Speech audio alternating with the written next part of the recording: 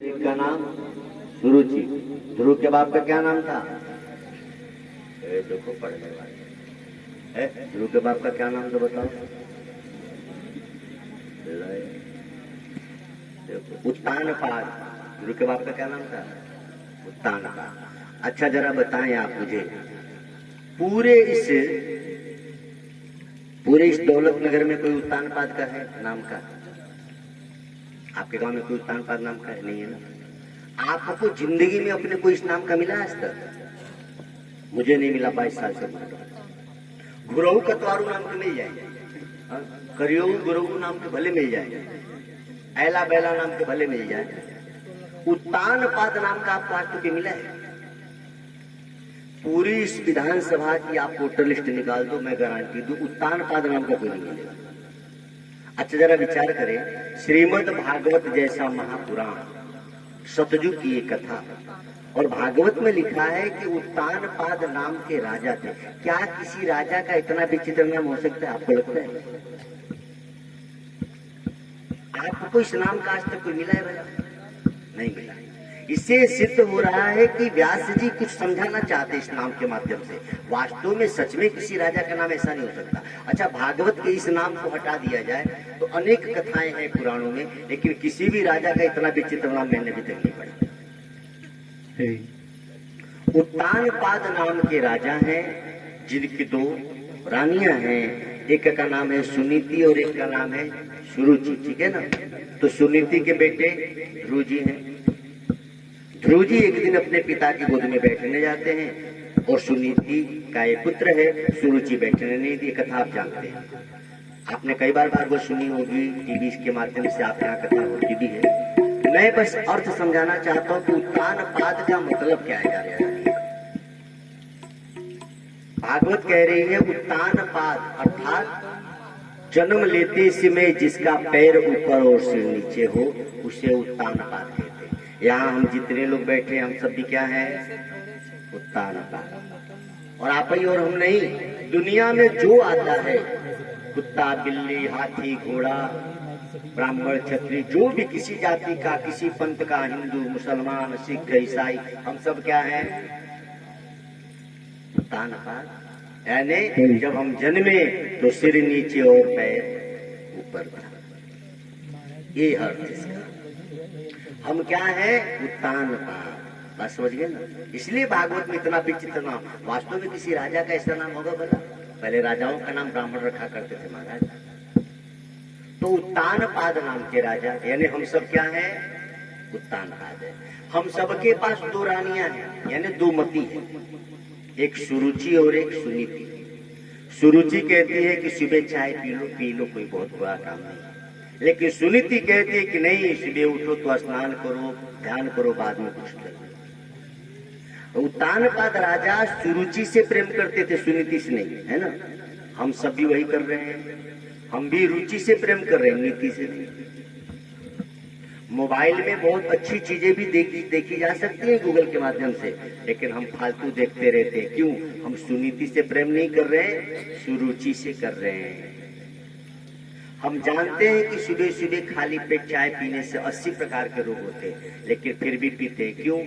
क्योंकि हम सुनीति से प्रेम नहीं करते, रुचि से प्रेम करते हैं।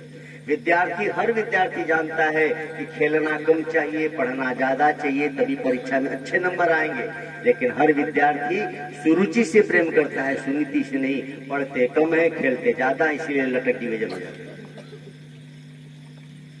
तो हम सबकी यही स्थिति है। हम रुचि से प्रेम कर रहे हैं कि सुनीति से? बताओ। सुनीति कहती है कि भोजन वही करो जो जल्दी पच जाए, रुचि कहती है कि थोड़ा तड़का बढ़िया लगा दो। तो जीभ को मजा आया, पेट परेशान। 3 इंच की जीवा को सुख देने के लिए 3.5 हाथ की शरीर को हम परेशान कर रहे हैं। कितना बेवकूफ है। तो हम सब उत्तानपाद राजा हैं। हमारे पास भी दो रानियां हैं, सुनीति और सुरुचि। आप खुद देखो, जो गलती उत्तानपाद राजा ने की वही हम तो नहीं कर रहे, हम भी वही कर रहे हैं। जितने बाबा जी लोग यहाँ बैठे हैं, बूढ़े बुजुर्ग, वंदन आपको। आप खाली ये बताओ मुझे कि आप सुरती खाते हो, आपसे पूछा जाए आप नीति से खाते हो कि सुरुचि से खाते हो? सुनीति से पूछोगे तो कहेगी मत खाओ, नहीं खाना चाहिए, अच्छी चीज नहीं है। लेकिन रुचि कहती कि कौन बहुत और नशा ना, छोटा मोटा काम चल रहा है। जिस चीज को आप थोड़ी कड़वी कहने जा रहे हैं, क्षमा करेंगे, दारू पीने वाला, गांजा पीने वाला उतना पापी नहीं है जितना सुरती खाने वाला और गुटखा खाने वाला है। ये शास्त्र कह रहे हैं। प्रमाण क्या है जानिए? हमारे धर्म में आपको भी बताया गया होगा, हम लोग के यहाँ मना किया जाता है कि घूम घूम के तो तुरंत मत करो। काहे लिए? घूम के दांतों ब्रश नहीं करना चाहिए। क्यों? जहाँ तहाँ थूकोगे। तो हमारे यहाँ क्या कहा गया? एक जगह बैठ के ब्रश करो ताकि वहां पानी गिरा दो, है ना? क्यों ऐसा कहा गया जानिए? ये धरती हमारी माँ है, धरती माँ है ना, हम लोग प्रणाम करते हैं। आप अपनी माँ के गोद में लैट्रिन करो, पेशाब करो तो माँ को बुरा नहीं लगता। जितनी माताएं हैं या हम लोग के बच्चे हमारे गोद में हम लोग खिलाते थे, लैट्रिन पेशाब कर दे तो हमको बुरा नहीं लगेगा। लेकिन खूब प्यारा बड़ा क्यूट बेटा हो आपका, आप उसको गोद में खिला रहे हैं और बेटा आपके मुंह पे थूक दे तो मारोगे कि नहीं? बोलो। तुरंत मारेंगे, भले कितना ही छोटा बेटा है, खूब सुंदर है, खूब प्यारा है, हम उसको अल्ले लाला लाला लाला खिला रहे हैं और बेटा मुंह पे थूके तो तुरंत मारोगे ना? बेटा आपके गोद में लैट्रिन पेशाब कर दे तो आप नहीं मार सकते, ये छोटा बच्चा है। लेकिन थूक देगा मुंह पे तो मारोगे कि नहीं? मारोगे। ये धरती हमारी माँ है भाई बहन, इस पर हम लैट्रिन पेशाब करते हैं तो इस माँ को उतना बुरा नहीं लगता। लेकिन जो बेवजह इस माँ पे आप थूकते रहते, सोचो इनको कितना बुरा लगता होगा। इसीलिए हमारे ग्रंथ, हमारे ब्राह्मण ज्ञानी कहते हैं कि दातुन भी करो तो एक जगह पे, क्योंकि माँ है, इसके मुंह पे जहां तहां थूका मत करो। इसीलिए हर जगह बेवजह थूकना मना है। अब आप सोचो, दिना भर में बना के खा के थूकते रहते हैं, कितना बड़ा अपराध कर रहे हैं। आपका बेटा आपके मुंह पे थूके तो कैसा लगेगा? ये हमारी माँ है ना, इस माँ ने हमको पाला पोसा ही नहीं भाई, इस माँ ने हमारे लिए अन्न पैदा किया, इस माँ ने हमारे लिए फल पैदा किया, इस माँ ने हम बीमार हुए तो औषधि पैदा की, इसी माँ से तो मिलता है। ये माँ ही तो दे रही है। जो माँ हमारे लिए इतना करती है, हम उस पे बेवजह थूके, क्या यही संस्कार? इसलिए निवेदन, यदि आप सुरती गुटखा छोड़ना चाहते तो मात्र 5 रुपए में छूटेगा। करना क्या है? ध्यान से सुनेंगे। 100 ग्राम सौंफ, उसमें 50 ग्राम जवाइन, 100 ग्राम सौंफ लीजिए, 50 ग्राम जवाइन मिला दीजिए, 2 नींबू का रस निचोड़ दीजिए और थोड़ा सा सेना नमक उसमें डाल दीजिए, उसको तवा पे सेक दीजिए।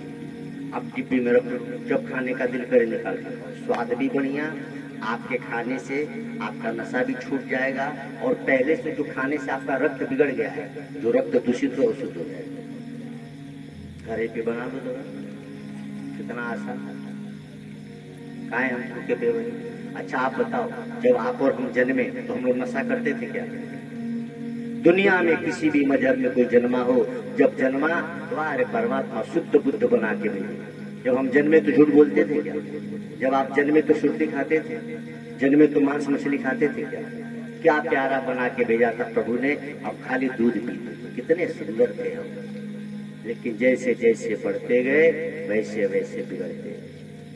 भगवान ने जब आपको शुद्ध बना के भेजा, नशा नहीं करते थे, मांस नहीं खाते थे, तो बीच में बताओ भाई गलतियां जो किए, जाओगे तो पूछेगा कि नहीं? इसीलिए जाने से पहले ओ बिगड़े बेटो सुधर के ही जाओ बाप के पास। हाँ, जो मेरा बाप वो आपका बाप, हम सबका बाप एक ही तो है। सुधर के नहीं जाओगे तो फिर बाप ने वहां यमराज रखा है, दंडा देगा। कृपा करे जरा, सुधरने के सीजन है भाई, सुधरो। निवेदन है, प्रार्थना है, हम समझाना चाहते हैं शास्त्र की बातों को। तो तानपाद राजा की 2 रानियां सुनीति और सुरुचि, हम सबके पास भी 2 मती है ना? हाँ, हम सबके पास 2 मती है। एक मती जो सुनीति है, आप सबको वंदन। सुनीति ने कहा आप यहाँ आके बैठे हो, लेकिन सुरुचि कहती कथवा में जई पर 5 रुपए जाके डाले बड़ी आरती में, घर ही रहो टीवी देखो, है ना? आज तो भला कुछ उधर से भी यादव भी लोग जगे है ना, ममता बिटिया लेके आज को तो आप लोग बुलाने पे आते हैं, नहीं मन से नहीं। आप लोग लगता नहीं आपको कि चलना चाहिए, कथा हो रही। एक बेटी आई, कही उनके चाची चलते हैं। अच्छा तू कहता है तो चलो। कैसे लोग हैं, पहले दिन से आना चाहिए। जितने यादव जी लोग नहीं आ रहे हैं सबको मैं भी खबर लेता हूँ, भेज दूंगा ठाकुर जी के पास लिस्ट सबका। इतने बिरादरी वाले आपको नहीं आए, कैसे लोग हैं। ओम नमो भगवते वासुदेवाय। आपको शायद पता ही नहीं है। अच्छा यादव जी लोग कितने बैठे हैं, हाथ ऊपर करे जरा। सुने, वास्तव में यादव कोई जातीय नहीं है। जय श्री राम। मैं चाहता हूं शास्त्र की बात आपको सुने। यादव कोई जाति ही नहीं है भाई।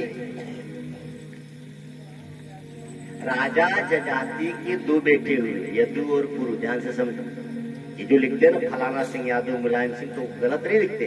वास्तव में आप क्षत्रिय हो। पता ना ये बेवकूफ ब्राह्मणों ने उल्टा पुल्टा पढ़ा दिया। जजाति के दो पुत्र हुए, पुरु और यदु। ध्यान से समझना। जजाति जी बड़े भोगी टाइप के थे, राजा थे ही। तो जब उनकी उम्र ढलने लगी तो उन्होंने शुक्राचार्य जी से कहा कि मुझे और अभी भोग भोगना है। उन्होंने कहा तुम्हारा कोई पुत्र तुमको अपनी जवानी दे दे तो हो सकता है। यदु जी बड़े भक्त थे, यही कारण है कि कन्हैया यदुकुल में है। यदु जी भक्त थे, अच्छे तो थे। यदु जी ने कहा तुम पिता हो, जान मांगो तो भी दे दो, लेकिन भोग भोगने के लिए मैं अपनी उम्र तुम्हें क्यों दूं। उन्होंने नहीं दिया। नहीं देने का परिणाम यह निकला कि यदु जी को उन्होंने महल से बाहर कर दिया। यही कारण है कि यादव गरीब हो गए। क्षत्रियों के पास जगह जमीन रही, यदुवंशियों के पास नहीं रही। इनको निकाल दिया कि तुझा। पुरु ने दिया, उनको रख लिया, वो राजा हो गया। और यदु बन को चले गए। लेकिन है दोनों एक सगे भाई। अरे भारत के विद्वानों, तुम्हारी बुद्धि की शुद्धि हो जाए, भगवान कृपा करे। एक ही बाप के दो बेटे, पता न किस टाइम से मूर्ख विद्वान रहे होंगे, दोनों को अलग अलग जाति बना दिया। बोले तुम क्षत्रिय लोग हो, तुम यादव हो। ये मूर्खों की देन है। वास्तव में यादव, ध्यान रखना, तुम कोई अलग से जाति नहीं हो, आप शुद्ध क्षत्रिय हो। ये भागवत के 9वें स्कंद की कथा है। हम जो भी बोलते हैं ना एकदम प्रमाणित करके बोलते हैं, कहाँ लिखा है पढ़ लो। कैसे कैसे मूर्ख इतनी जातियां बना दी। अच्छा दुर्भाग्य देखिए, ये लोग कितने माने, मान लिए कि हम याद। अरे अपनी खोजबीन तो करो। तो जो लोग लिखते हैं ना फलाने सिंह यादव, गलत नहीं लिखते, वास्तव में क्षत्रिय हैं। और सोचो, जिस दिन भारत के क्षत्रिय और यदुवंशी एक साथ मिल जाए तो फिर हिम्मत है कोई हमारी भारत की सनातन संस्कृति की तरफ देख सके। लेकिन दोनों वीर थे तो कुछ मूर्खों ने जानबूझकर दोनों को अलग कर दिया। और ये दो मिल जाए ना, ये हलकट छाप जो एरे गहरे है, इनकी हिम्मत है कि हमारे मंदिर को रोक दे, हमारे मथुरा के कृष्ण की मंदिर को रोक दे। लेकिन यहाँ तो हम हिंदुओं को लड़ाया जा रहा है, तुम अलग हो, तुम अलग हो, तुम यादव हो, तुम क्षत्रिय हो, तुम राम वाले हो, कृष्ण वाले हो। अरे मूर्ख, राम ही कृष्ण बनकर आए। जैसे राम और कृष्ण एक है, वैसे क्षत्रिय और यादव एक है। ताली बजाओ ने इतनी अच्छी बात सुना। अच्छा यादवों को खुशी नहीं हुई इस बात की। बोले क्या महाराज यादव आरक्षण खत्म करेंगे क्या। लोगों को ये भी भाई, अरे आरक्षण की ऐसी तैसी, हमारी वंश परंपरा हमको जानना चाहिए भाई। हम तो जहाँ जहाँ कथा करते नहीं इन बातों को इसलिए सुनाते कि कुछ तो कम हो जाए। दूसरा हराम खोरों ने जाति बना दिया, इतना हम लोग बट गए हैं। किसी से पूछो कौन हो, तो हम पटेल हैं, हम ब्राह्मण है, क्षत्रिय। अरे मूर्ख, पहले क्या है कि हम सनातनी हैं। सुन रहे हो ना बेटियां, आगे तो फायदा हो गया ना कथा में। हाँ तो मान रहे तुम तो यादव जी, कोई कहे खाए के यादव जी हो, तुम तो भगवान वाले हो। ओम नमो भगवते। तो राजा का नाम क्या है, उत्तानपाद। दो रानियां हो गई ना, सुनीति और सुरुचि।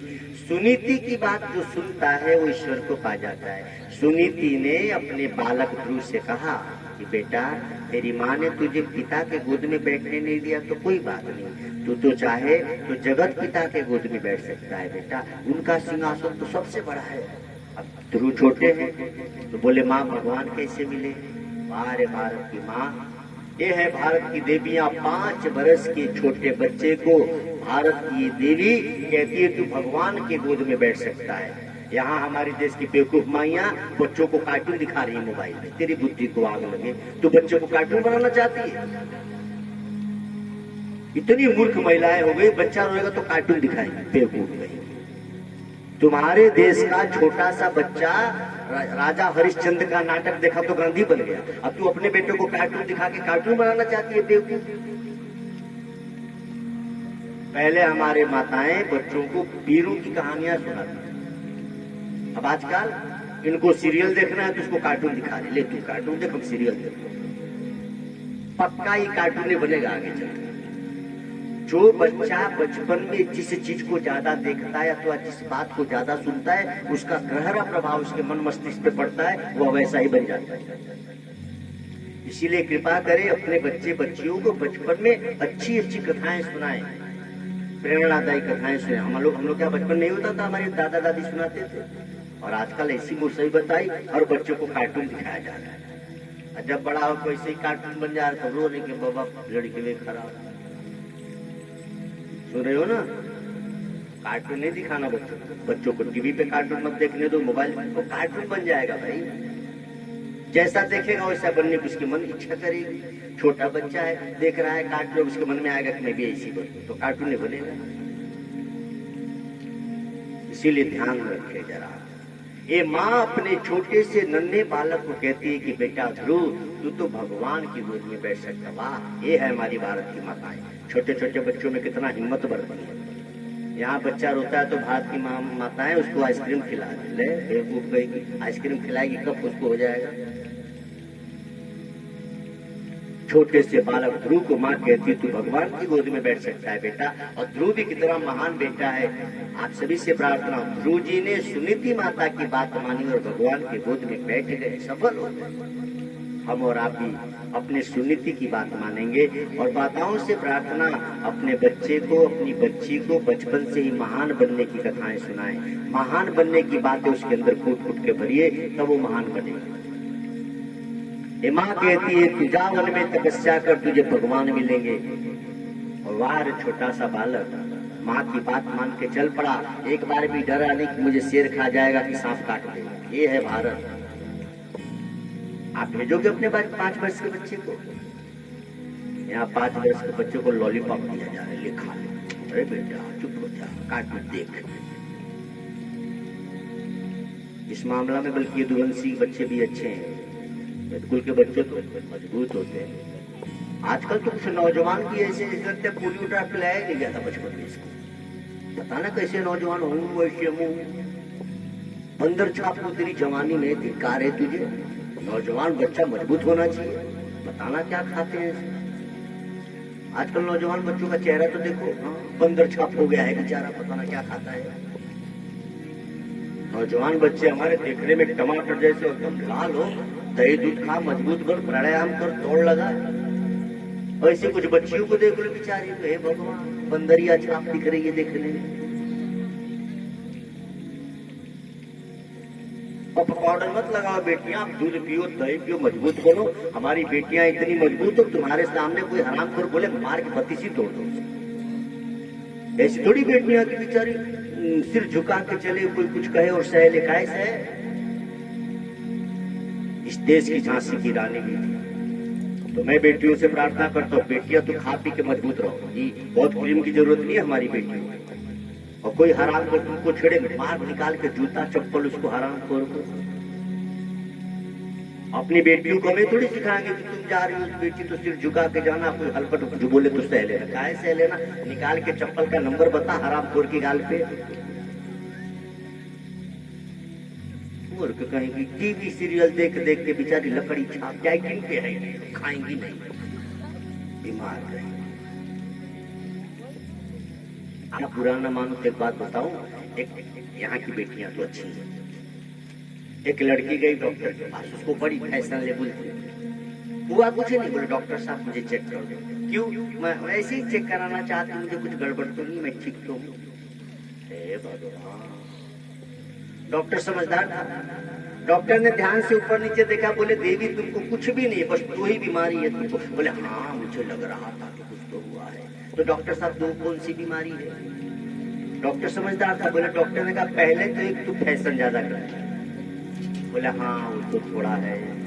डॉक्टर ने कहा मूर्ख खाया भी कर, शरीर में जान ही नहीं है, फैशन कर रही। बोले दूसरी बीमारी कौन सी है डॉक्टर साहब? डॉक्टर ने कहा दूसरी बीमारी तुझे है कि मुझे लगता है तेरी आंख भी खराब है। बोले वो कैसे? बोले तूने बोर्ड नहीं पढ़ा, मैं पशुओं का डॉक्टर हूँ, चली आई है। कुछ नहीं, बोर्ड तो पढ़ ली होती। क्या फैशन में अंधे हैं? बोले बोर्ड तो पढ़ ले। ये हालत है देश, इतनी बुद्धि नहीं। मैं तो कहते रहता हूँ हमारी बेटियां मजबूत हो। बेटियां ऐसी ना हो कि तुमको देखने के लिए सासू है तो उसको लगे कि तो बीमारियां मेरे भाई घर वाले जाके तो ये कराओ। आए आदि तो बीमारी है नहीं। स्वस्थ जीवन होगा, वो सम्मानित और संपन्न जीवन होगा। संपत्ति बढ़ाना ये बड़ी बात नहीं बेटे बेटियां, तुम स्वस्थ जीवन जियो, ये सबसे बड़ी संपत्ति है। बिना मतलब का ओम नमो, क्षमा करेंगे बात कड़वी है, लेकिन मैं मानता हूं कि थोड़ा सा आजकल इसी तरह की कथा होनी चाहिए।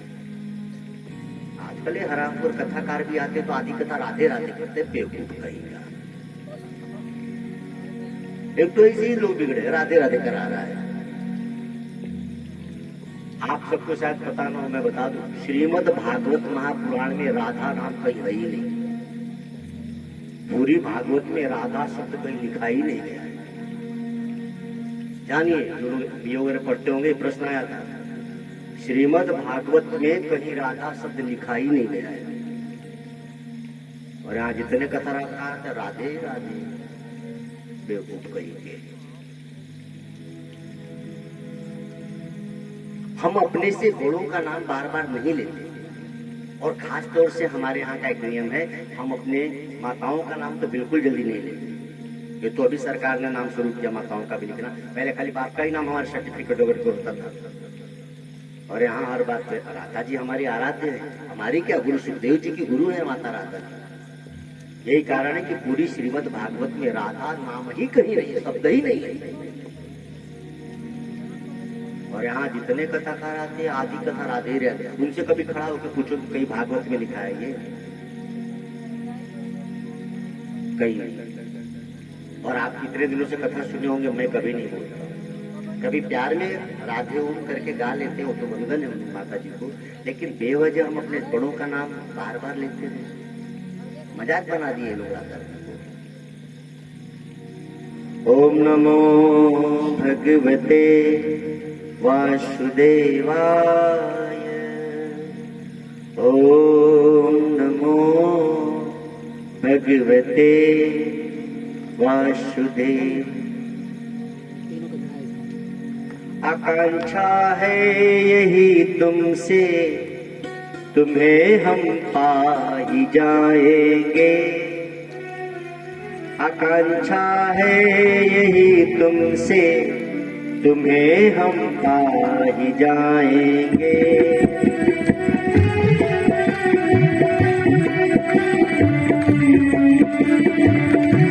तेरे होकर जिएंगे हम, तेरे ही हम नहाएंगे। तेरे होकर जिएंगे हम, तेरे ही हम नहाएंगे। आकांक्षा है यही तुमसे, तुम्हें हम पाई जाएंगे। आकांक्षा है यही तुमसे, तुम्हें हम पाई जाएंगे।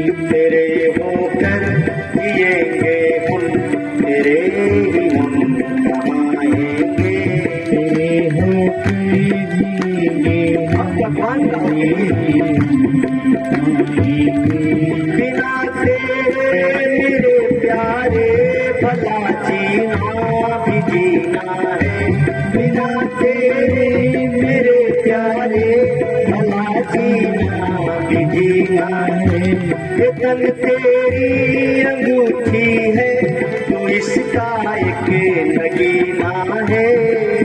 तेरी अंगूठी है, तू इसका एक नगीना है।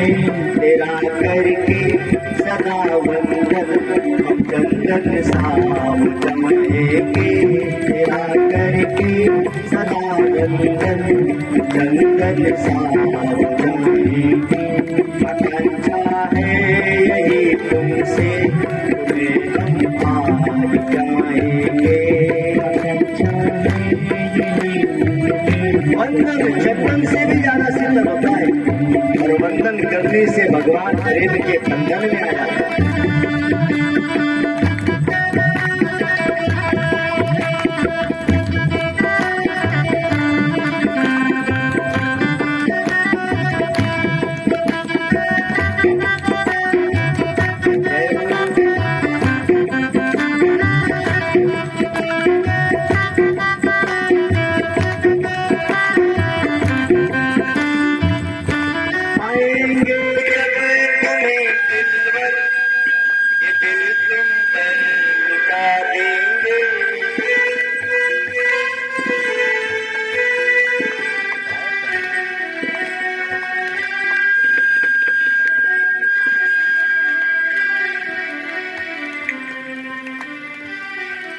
पाएंगे जब तुम्हें दिलवर, ये दिल तुम पर लुटा देंगे।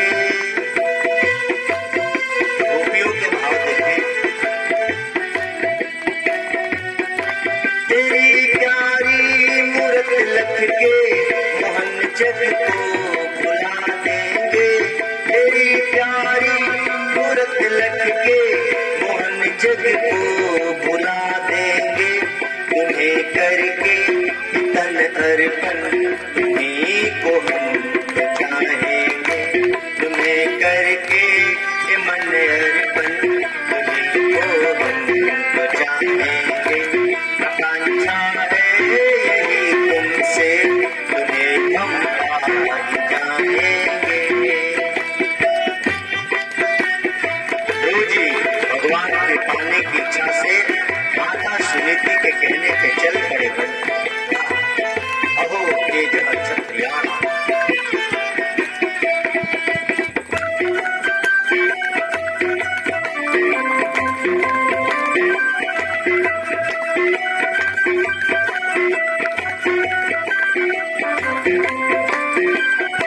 तुम्हीं हो श्वास की सरगम, हमें एहसास है हरदम।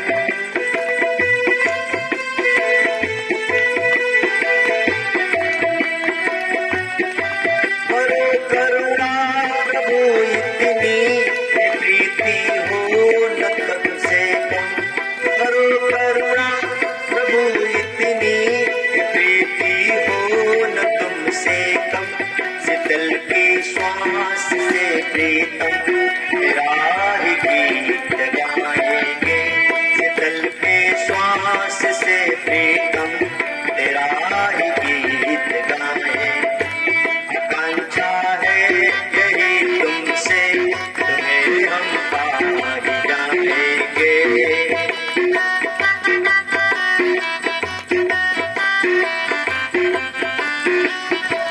आकांक्षा है यही तुमसे, तुम्हें हम पार जाएंगे।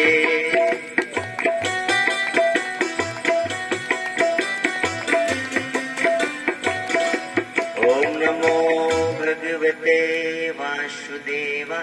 ध्रुव जी ने बात मानी, माँ मुझे भगवान कैसे मिलेंगे? माँ ने कहा बेटा कैसे मिलेंगे मुझे भी नहीं पता, लेकिन मैंने कथाओं में सुना है जब हम भगवान को पाने के लिए चलते हैं तो भगवान को पाने की विधि बताने वाले गुरु हमको मार्ग में ही मिल जाते हैं। ये 5 बरस का बहादुर बेटा माँ के कहने पे चल पड़ा, घनघोर जंगल में पहुंचा है। अचानक सिंह की दहाड़ सुनाई दी।